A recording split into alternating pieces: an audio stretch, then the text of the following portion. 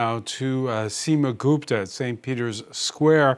Seema, the Pope now, he will be in public viewing in the building behind you as of Wednesday.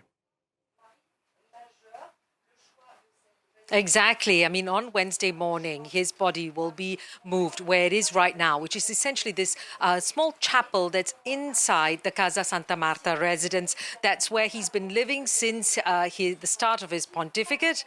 And the body is lying there. And then subsequently, it will be moved at 9 a.m. tomorrow, Wednesday, into St. Peter's Basilica and placed there where from 11 local time, the faithful can gather and pay their last respects to this pontiff. But later tonight, there will also be prayer vigils, rosaries, if you like.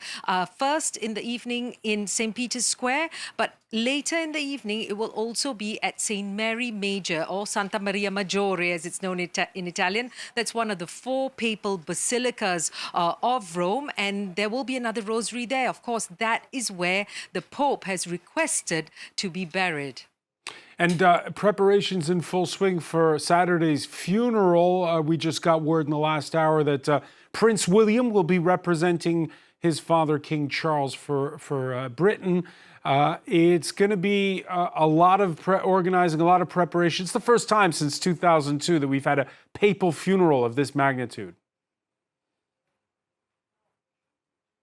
Yes, absolutely. I mean, essentially, this is a papal funeral of a sitting pope. I mean, we had that funeral of Benedict XVI, but that was after he resigned when he passed. And so this is very significant. It's heads of state from all corners of the world who want to be in attendance, many from majority Catholic countries, but others also not from there.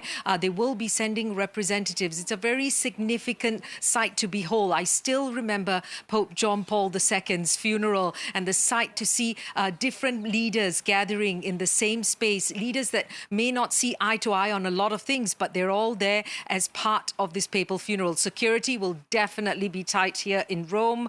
The authorities will be preparing for that, but also preparing for the fact that the faithful want to be in attendance. They want to say goodbye to Pope Francis. On Monday was Easter, the news hitting the faithful where you are just as they had come for the celebration of that holiday. Now that the news has sunk in, what's the mood?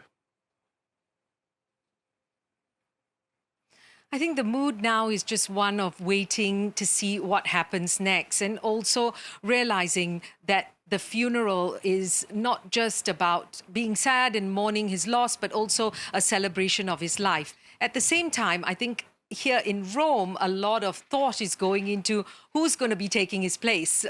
Although we still don't know the exact date of the conclave, that will probably be given to us once the funeral is done, but it will be fairly soon. And so everyone is already beginning the speculation as to who could possibly take over him. We do know that 135 or so cardinals are eligible to vote. Those are the cardinals that are under the age of 80, and they will be secured in that Sistine Chapel for those days, and we'll see how long it takes for them to come to that consensus candidate. You need a 2/3 majority for eventually to see that white smoke and to hear that famous phrase of Habemus Papam, we have a pope. And we'll be talking about it with you, Seema, in the next hour in the France 24 debate. Many thanks for that live update from